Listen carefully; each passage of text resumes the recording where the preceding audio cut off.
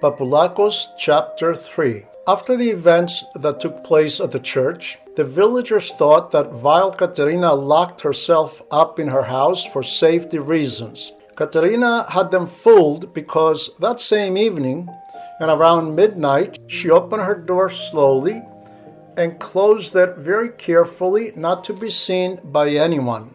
She snuck out of the village through the dark alleys and took the uphill road toward the chapel of Prophet Elijah 3 days prior to Christophoros. Notwithstanding her terrible psychological state, having nearly lost her life, she walked 7 hours straight and came to a location called Monodendri.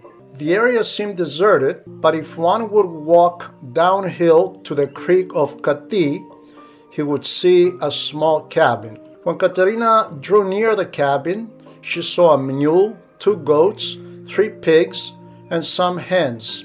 She stood afar from the cabin and tried to hear and become certain that it was not occupied by members of the National Guard. She had heard the week before, when she was in Kalavrita, a city of the county of Achaia, that the township of Klitoria was teeming with squads of the National Guard in efforts to take down Fafutis' dangerous terrorist gang. Katarina walked toward the backside of the cabin, trying to see if anyone was inside, without much success. She was very careful and walked with much caution, afraid of being betrayed by the barks of the dogs. Her mind was racing. What if the man she was looking for was not here? What if guardsmen were hiding inside, waiting for him, and anyone affiliated with him? All these thoughts made her look at the cabin from far, even though she definitely needed some rest. With what she had suffered at the church and a 7-hour uphill hike, Katarina felt crushed. In 2 days, she lost much of her plump figure, and she could use a few hours of rest and a quiet place to rethink her plan. Exhausted and hungry, she lay down under a fig tree and dozed off. She felt a great sense of freedom here in the ravines and high mountains, and she cursed the moment she was born a woman. It would be so much different if she were born a man. As a man, she would grab a rifle and join one of these mountain terrorist gangs to punish all those who nearly hang her on the plane tree. She wished she could place a post with a noose in front of every home in Arbouna and turn the village into a cemetery. She liked that image of people hanging in front of their homes very much. She opened her eyes and a demonic laughter came out of her mouth. She clenched her fists, grinded her teeth, and took a vow not to exit this earth until she burns Arbouna. Her daydreaming was interrupted by something crawling in the brush. She turned anxiously, but she came at ease when she saw a 3-foot snake stare at her from a crack of 2 rocks. "Welcome, welcome, my friend," she said in a gentle tone. The serpent didn't seem to share in her quest for friendship, and it vanished quickly under the rocks. Katarina lifted her head, looked again toward the cabin, saw the dog running about the other animals, and finally her gypsy acquaintance come out of the cabin with a bucket to give water to his mule. Encouraged, she ran down the slope toward the cabin, and soon she was stopped by the bark of the dog. The gypsy was surprised to see her. "What the heck are you looking for around these mountains first thing in the morning?" "I'm looking for justice," she replied. "And who was unjust to you?" he asked again.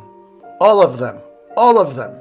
They nearly hanged me on the plane tree in the middle of Arbouna yesterday." "Well, they didn't try to hang you for doing nothing. What did you do to them?" "They accuse me of hiding the Fafutis gang members in my home, but the truth is that I don't know any of them besides you." "I'm not a bandit, you idiot," the gypsy said and raged. "I know that, but they don't. They consider you one of them." "And what did you expect to accomplish by coming here?" the gypsy asked, agitated. "I expect to see justice done through Fafutis, the very thing the men sent by the authority of the king were not able to do." "Go find him then and tell him to fight your cause." Katarina gave him a cold stare and said, "Take a close look at me, gypsy, and stop acting like this is the first time we meet. Do you forget that I hid your men in my home, jeopardizing my very life? You are the only one who knows Fafutis' hideout, and you've refused to take me there." "I don't know where he is," the gypsy said indifferently. "I never went to his hideout. He usually comes to me if he needs something, or he sends one of his men." "I know and care about one thing," Katarina said. "I need to definitely meet with him. How, where, and when, I will leave up to you." The gypsy walked inside the cabin momentarily, trying to hide his nervousness, and then suddenly turned to Katarina and said, "Katarina, if you are lying to me, I will roast you on my grill. Do you know there was a government squad in Arbouna for 4 days?" "Of course I know," Katarina said, agitated. "Why didn't they protect you?" the gypsy asked. "Protect me? It was their captain who wanted to hang me." "How you saved yourself?" he asked, seemingly worried. "I was able to escape, and that's all." "Damn you, woman! What if they're following you? Are you trying to burn us?" "Don't you fret, my gypsy. No one can trace my path in these mountains with all the thicket." "But I see you're getting a bit yellow in your old age." "Katarina, I'm not amused by your jokes," the gypsy replied. "I just don't want to be putting fires out unnecessarily." "I swear to you that I have burned all my bridges at the village and with the government," Katarina said in a state of fear. "If you let me down as well, gypsy, I will kill myself, because it will prove to me that all the ideas you tried to feed me about freedom and justice is a bunch of lies. You yourself told me that your band of rebels are fighting for the justice and protection of the oppressed. You yourself told me that the rebel grandfather Lingos and his rebel son killed all those who raped young girls, others who tried to steal the land of the widow and the olive grove of the orphan. Yet you are willing to leave me unprotected and to be lost on account of you. They want to hang you on account of us?" "Exactly right," Katarina replied stubbornly. "Aren't they accusing me that I am your eyes and ears in Arbouna, and how I hide your men in my home, and I supply you with all your staples? The problem is, all these accusations happen to be true. So yes, I am persecuted on account of you." The gypsy, clearly disregarding all that she said, asked again, "What if they are following you? The way I left, trust me, no one could have followed me. Now it's time to tell you about the icing on the cake," Katarina added in a softer tone. "It's time for you and Fafutis to strike it rich instead of playing around with change. Why are you protecting the Panagotopoulos brothers? Do you know that they have more gold and silver at their Arbouna home compared to anyone, even from the city of Kalavrita and Patra? They have a ton of money and they are friends of the king. Their home is almost like a National Guard barracks, and as long as they remain strong, your neck and Fafutis are not far from the noose. I know for a fact that they are assuming all the expense for the squads who will pursue and wipe out Fafutis and all his men. Now you're speaking my language. You should have told me all this from the start, instead of whimpering like a snotty young girl. Are you sure about all this?" "I am absolutely sure." The gypsy stopped talking for a while. He approached his fireplace, added some more wood, and stayed quiet for a long time. Katarina was elated for finally convincing the gypsy to see things her way, and felt remorseful for not getting to the point of interest from the start. She was thinking that the successful outcome of this robbery would revive her relationship with Fafutis, for whom she had a crush for years. She didn't pursue her lower desires with him, however, because when she was romantically involved with the deceased Stavros Stingas and took day trips to Monodendri to take her eyes out, to fornicate with a gypsy as well, he informed her that Fafoutis was in love with a woman in Klapatsuna. This little detail cooled down her jets for Fafoutis, but with this new adventure, she could kill two birds with one stone. Katarina and the gypsy were the only two people that knew that Fafoutis was still alive. In 1839, Fafoutis' terrorist band of robbers attacked a small village near Yithel and indiscriminately killed and decapitated men, killed pregnant women and small children, spreading terror in the entire region. In the aftermath, he was pursued by rangers, policemen, and every man with a gun aiming to bring him in dead or alive, but after 2 years, he was nowhere to be found.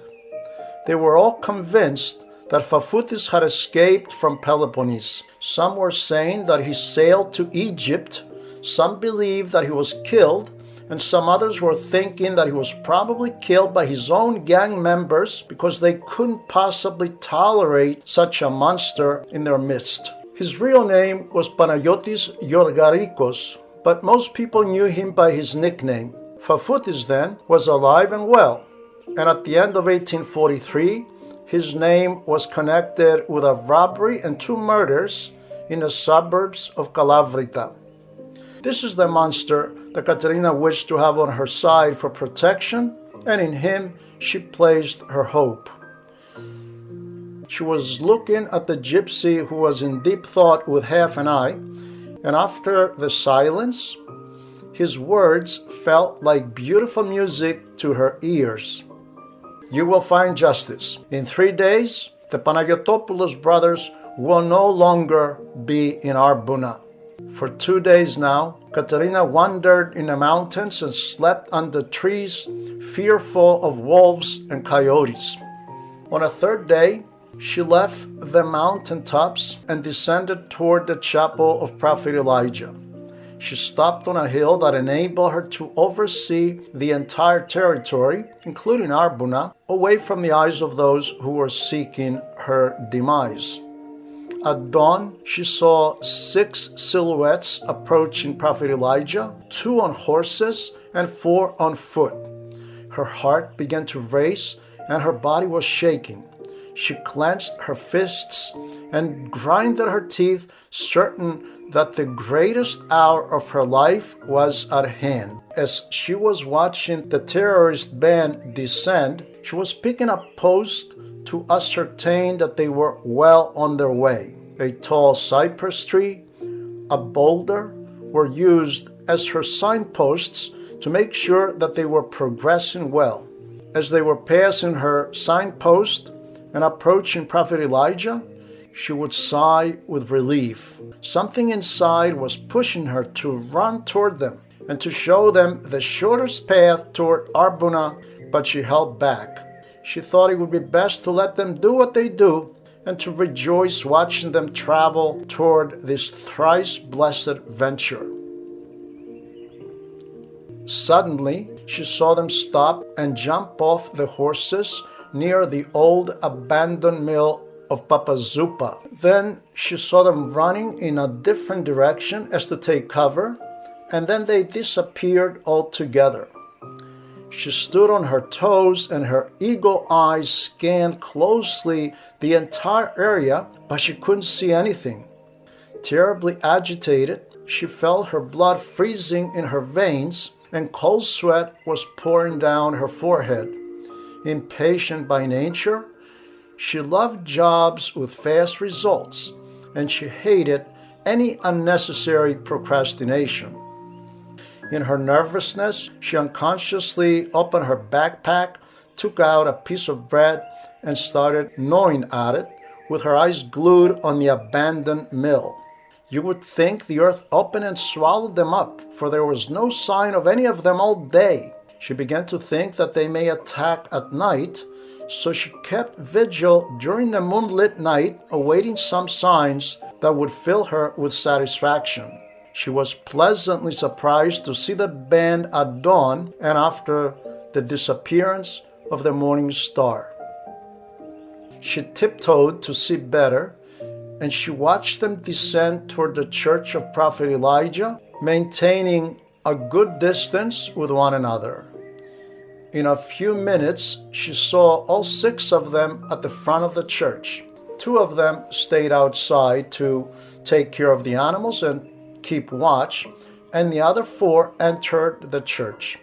Moments later, she saw the 4 thieves exit the church with an elderly short man. Katarina looked closely, examined the elder from top to bottom, and started gasping for air. It was Christophoros. At first, she thought to run toward the chapel because she had a lot to do and to say, but she chose to fall on her 4 and crawl on the ground and to appear at the opportune time to close the mouth of this great deceiver because she was very much afraid that he was quite capable to deceive even these thieves. When she came about 100 feet from the chapel, she stopped crawling and she saw Christophoros encircled and interrogated by the thieves. "What's your name?" Fafutis asked. "Christophoros," Christophoros replied. Katarina could no longer hold back and yelled, "Don't listen to him, Captain. He's lying to you. He is Christophoros Panagiotopulos, whom you're after." "What is this devil's daughter doing up here?" Fafutis yelled. "I have been hiding in these mountains, my captain, because this deceiver incited the villagers to hang me because I'm on your side, while him and his brothers are with the National Guard." "Are you Christophoros?" Fafutis asked and raged. "I am," Christophoros answered calmly. Hearing this, Fafutis stood in front of him like a panther, took off his leather belt, and began to whip him in the face. "Why did you lie to me, you lapdog?" Fafutis growled.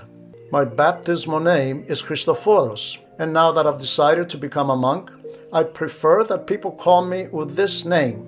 Fafutis slapped him twice so hard that Christophoros collapsed on the ground. "He needs to be hanged, my captain. He deserves to be hanged," Katarina hollered. "Give me the pleasure to hang him with my own hands, and then take my head with your knife if you wish." "Shut up, you rabbit hag, before I shorten you at once," Fafutis growled. Katarina shriveled and walked back toward the outside wall of the altar.